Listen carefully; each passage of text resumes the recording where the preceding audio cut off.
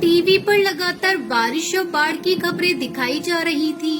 टुनटुनी भी मजदूरी का काम करने शहर गई हुई थी। टुनटुनी गांव के जंगल के पास बनी एक निचली बस्ती में अपने बच्चों के साथ रहती थी। जब उसने लौटते एक दुकान पर चल रही खबर सुनी तो वो घबरा गई। आज की बड़ी खबर, कई निचले इलाकों में बने घोंसलों में पानी घुस गया है। आलम यह है कि कच्ची बस्तियों के जंगल में रहने वाले सैकड़ों गरीब पक्षियों का सारा सामान बह गया है। यहाँ तक कि पक्षियों के पास आटा, नमक और खाने का राशन भी नहीं बचा। कई पक्षियों को अपने रिश्तेदारों के घर जाकर रात गुजारनी पड़ रही है। जल्दी से जल्दी सब लोग निचली बस्तियों को खाली कर रहे हैं।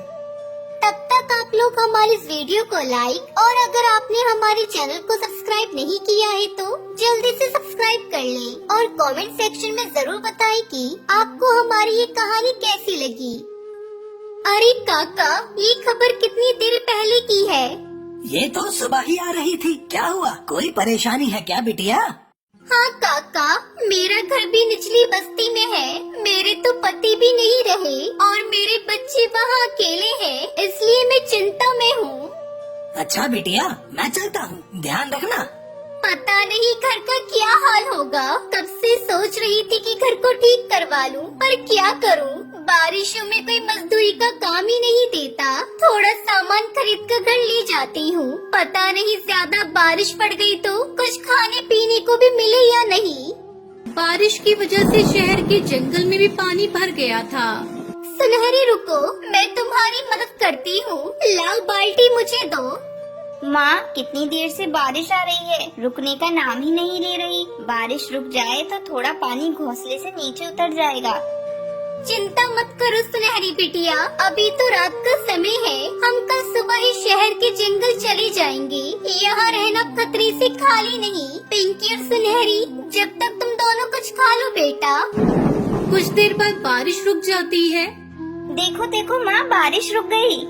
हाँ बिटिया, अगर बारिश रुकी रही तो कोई परेशानी नहीं होगी। अगर फिर से शुरू हो गई तो हमें ये जगह खाली करके जाना ही होगा।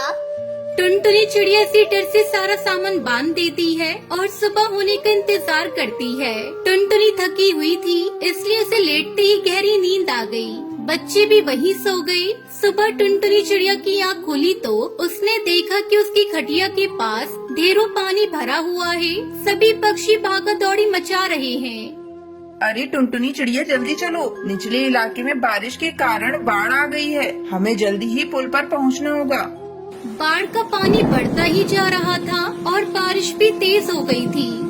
पिंकी, सुनहरी, उठो बच्चों, हमें यहाँ से जाना होगा। बेटी, अब तो सारा सामान बाढ़ के पानी में भीग चुका है। अब कुछ भी ले जाना खतरे से खाली नहीं।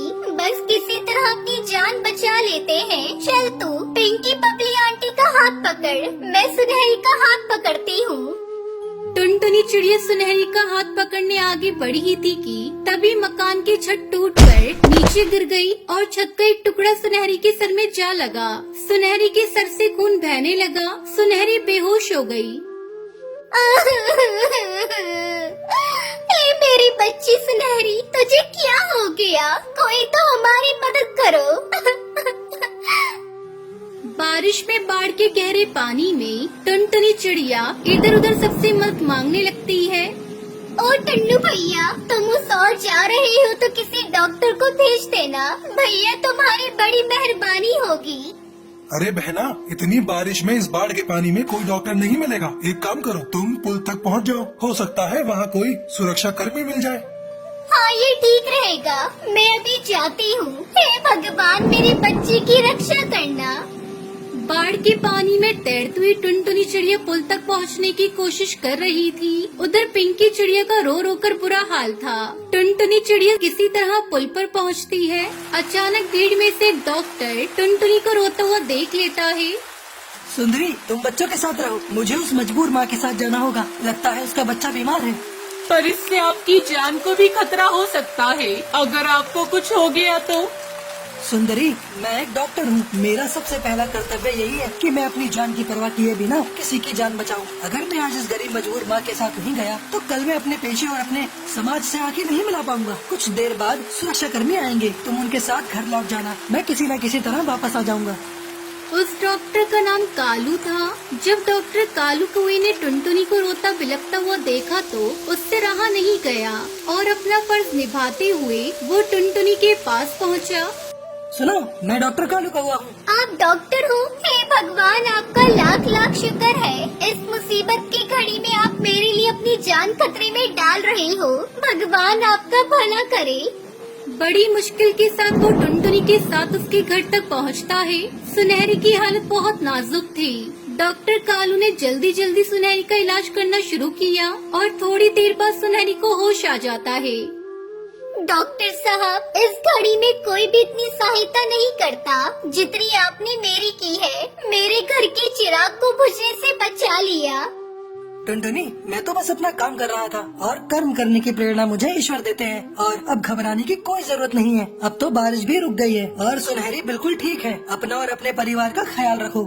इस तरह टुनटुनी चिड़िया डॉक्टर कालू कौए की मदद से अपनी बच्ची को बारिश के कहर से बचा लेती है और बारिश रुकने के बाद अपना नया घोंसला तैयार करती है। फिर सभी खुशी खुशी रहने लगते हैं।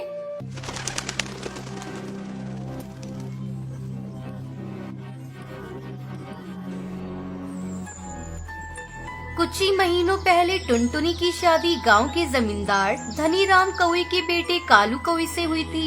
एक दिन अचानक धनीराम के घर से रोने की आवाज आने लगी। टुनटुनी जोर जोर से रो रही थी।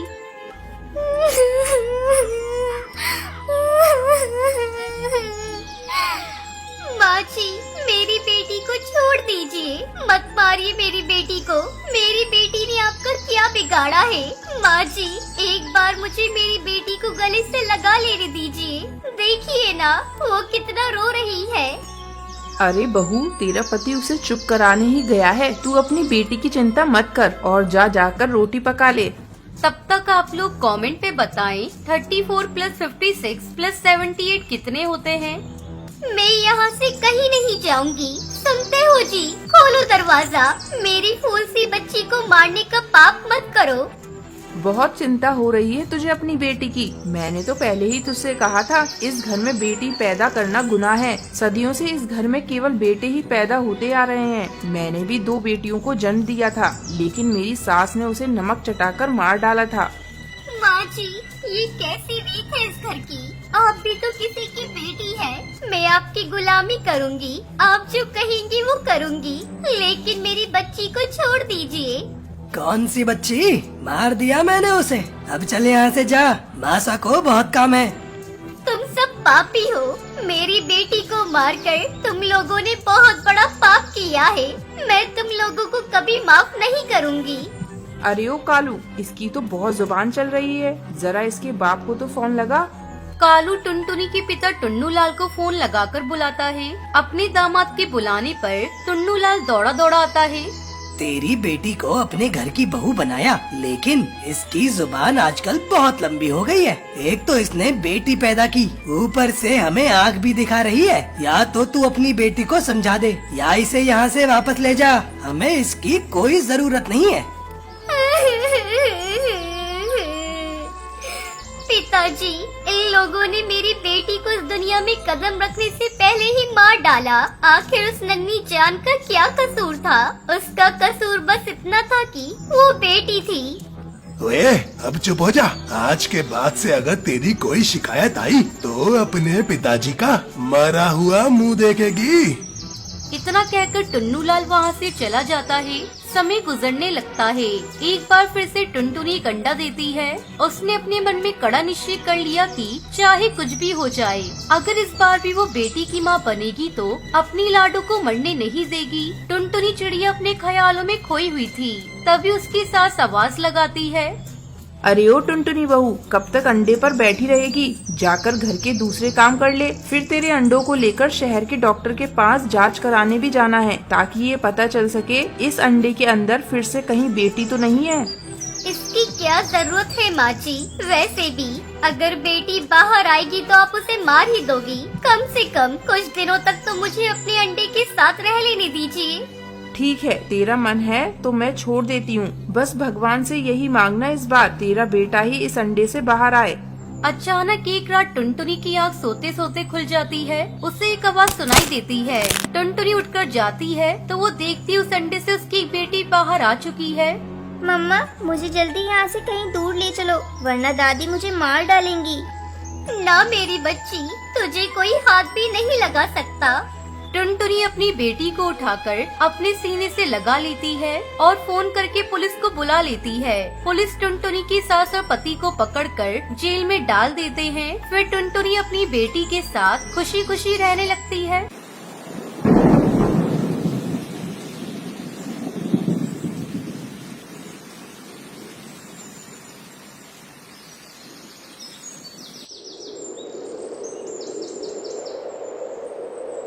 बहुत समय पहले कश्मीर के जंगल में टुनटुनी चिड़िया अपनी दो बेटियों के साथ रहती थी। वो साहूकार के घर में काम करके अपनी बेटियों का पेट पालती थी।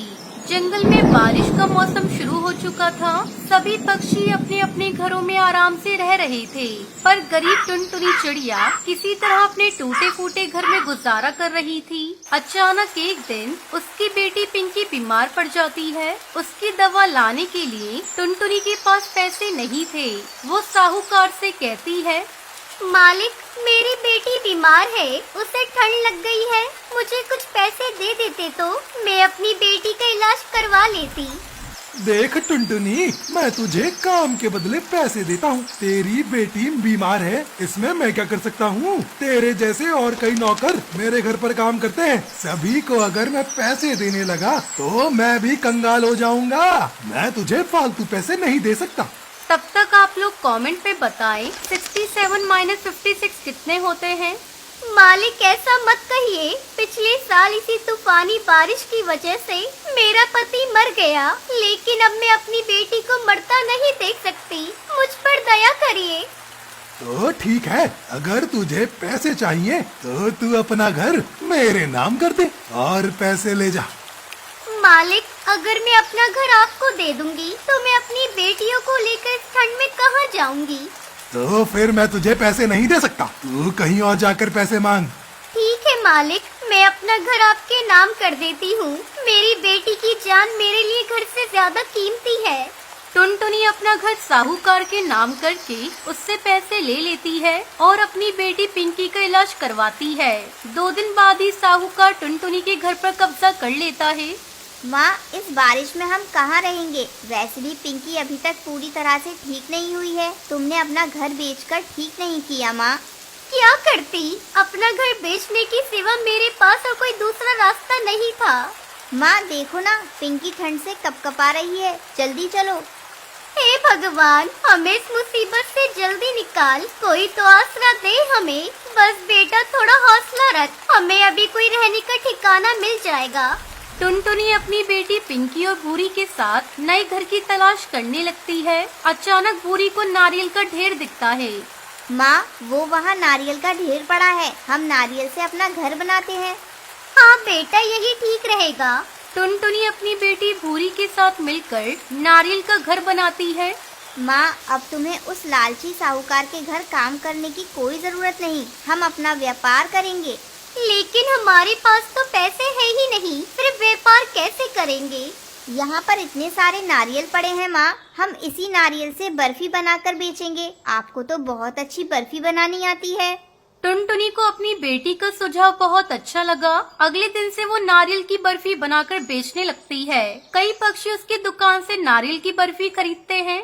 देखा माँ, अपनी नारियल की बर्फी कितनी अच्छी तरह से बिक रही है, सभी पक्षी को बहुत पसंद आ रही है। हाँ बेटा, ये सब तेरे कारण ही संभव हुआ है। इस तरह टुनटुनी चिड़िया बारिश के मौसम में नारियल की बर्फी बेचकर खुशी खुशी अपनी बेटियों के साथ नारियल के घर में रहने लगती है।